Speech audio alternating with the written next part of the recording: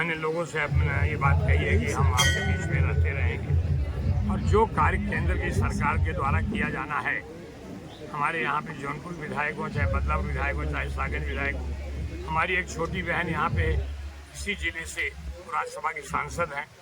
हम दोनों तय किया उनको साथ लेकर जहाँ उनकी जरूरत पड़ेगी चिट्ठी बनाएंगे, जाएंगे और क्षेत्र की जनता को वो काम जो हमारे विधायक ने प्रस्ताव दिया होगा, नहीं सुना होगा, हमने दिया होगा, नहीं सुना होगा, आज मैं उस कार्य में लगा रहूँगा।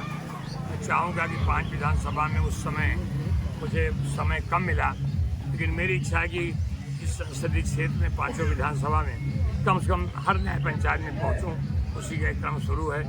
5 विधानसभा में अभी धन्यवाद मतदाता का कार्यक्रम परसों जौनपुर में संपन्न हुआ है। इसके बाद हमारी भारतीय जनता पार्टी जिला की कई सारे लोग तय कर रहे हैं। आज अभी थोड़े टाइम के बाद एक बजट के ऊपर जो इतना सुंदर, इतना बढ़िया बजट पहली बार मतलब वो मध्यम वर्गीय के लोगों के लिए, उन लोगों के लिए जो ज़रूरतमंद थे, उनके लिए इतना सुंदर बजट भारत सरकार की हमारी वित्त मंत्री श्रीमती निर्मला सीतारमण ने प्रधानमंत्री के नेतृत्व दिया है। मैं आपके माध्यम से उन लोग सभी लोगों को साधुवाद देता हूँ और यही संदेश लेकर हम लोगों के बीच में जाना चाहते हैं। जो जीते हैं उनको वो ढूंढे, लेकिन हम हार के भी हम लोग जीते हुए हैं। हमारी सरकार उत्तर प्रदेश, हमारी सरकार भारत में है और यहाँ की मुख्यमंत्री मजबूत मुख्यमंत्री योगी आदित्यनाथ जी हैं और देश का प्रधानमंत्री आदरणीय नरेंद्र मोदी जी हैं। उनके नेतृत्व चल रही सरकार से देश को फायदा हो। और मैंने कहा कि जैसे भी तालाब का सुंदरीकरण करने के लिए हमारी राज्यसभा की सदस्य हमारी छोटी बहन सीमा द्विवेदी जी ने यहाँ अपने फंड मतलब निधि दी है। और भी मैंने बात कही है, सुशील मिश्रा से बात कर रहा था कि हमारे जयवीर सिंह जो पर्यटन और सांस्कृतिक मंत्री हैं, उनसे बात करके यहाँ के सुंदरीकरण, यहाँ और कुछ जो सुविधा जन सुविधाएँ नहीं हैं, चाहे स्नान गृह हो, चाहे शौचालय हो, वो भी करने की बात करी है। मैं भगवान शिव के चरणों में प्रार्थना करता हूँ ये सब करने के लिए हम सब लोग शक्ति दें और हम करते रहें। एक आपका और कार्यक्रम चल रहा है स्वास्थ्य जौनपुर समृद्ध जौनपुर, इसका मुख्य उद्देश्य क्या है? कब तक ये कार्यक्रम चलेगा आपका? मुझे लगता है चलते रहना चाहिए। हालांकि मेरे जन्मदिन के उपलक्ष्य में लोग कर रहे हैं। हमारे घर का है हमारा श्यामराज सिंह जो भतीजा, उसका बेटा डॉक्टर विकास है, उसकी एक बड़ी टीम है। वो मुझे उसके मन में आया कर रहा है, तो मैं चाहता हूँ कि मतलब हर 15 दिन में हर विधानसभा में इससे बड़ी मतलब स्वास्थ्य का ये लगे और स्वास्थ्य मेला भी लगे। यहाँ पे हमने JP नड्डा साहब से बात किया है कि हर संसदीय क्षेत्र में एक स्वास्थ्य का मेला लगे।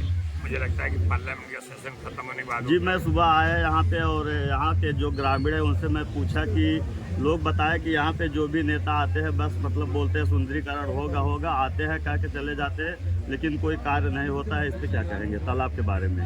तालाब का मुझे जो पता है कि हमारी संसद सदस्य भारतीय जनता पार्टी, उन्होंने खाली कहा नहीं किया। मैं आज कह रहा हूँ कि मतलब ये बातें मतलब होगी, अब करने का मौका दें तो ना, नहीं MLA दोगे नहीं MP दोगे तो कहाँ से करेगा कोई। लेकिन फिर भी हमारी कटिबद्धता है। यहाँ बैठे हुए लोग भारतीय जनता पार्टी से ही अपेक्षा रखेंगे, यहाँ बैठे हुए लोग अपनी सरकार से अपेक्षा रखेंगे, वो अपेक्षा पूरा करने के लिए हम लोग करेंगे। लोगों की बात है, अब लोग क्या कहें, कुछ चीज़ें हैं जो पद पे बैठ के कर सकता था, नहीं किया। लगातार 1 महीने से बिजली कटौती से जनता परेशान है, इस पर क्या भयंकर मतलब कठिनाई लोगों को सामना कर रहे हैं। आगे भी ऐसी स्थिति रहे, इस पे क्या आगे क्या रहे हैं? मैंने परसों शाम को हमारे जिला के जो जिलाधिकारी हैं रविंद्र कुमार जी, उनसे बात की। अभी गाड़ी में बैठ करके मैं यहाँ के जो AC AGP उनसे बात की। अभी फ़ोन लगा रहा था जो हमारे अरविंद शर्मा जी बिजली मंत्री से बात नहीं हो पाई, उनका एक PA दिनेश राय उनसे बात करी है। उन्होंने शाम को बात करने को कहा है और मैंने कहा कि अगर बिजली के संग में जल्द भरोसा दूर हो जाएगा। कुछ चीज़ें हैं जो नहीं हो पा रही हैं, लेकिन ये जौनपुर में यही विडम्बना है ना। आज जौनपुर जैसे जनपद में एक भी पावर हाउस नहीं है। जौनपुर जनपद में हमारे आलू, गन्ना और ये मक्का इतना पैदा होता है, एक प्रोसेसिंग यूनिट नहीं है। हमारी पीड़ा यही थी कि 20 वर्ष की उम्र में मुझे मुंबई से बहुत सारे हमारे नौजवान साथी परिवार से निकल के रोजी रोटी के लिए जाते हैं। हमने यही संकल्प लेकर चला था, आदरणीय प्रधानमंत्री जी यही कहा था, लेकिन मैं क्या करूँ, मतलब हम किसको दोष दूँ। इसलिए मैं चाहता हूँ कि फिर भी बिजली की समस्या बड़ी समस्या है और 1-2 दिन निराकरण हो जाएगा।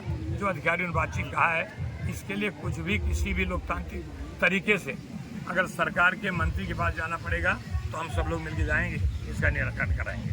धन्यवाद। चलिए सुशील जी।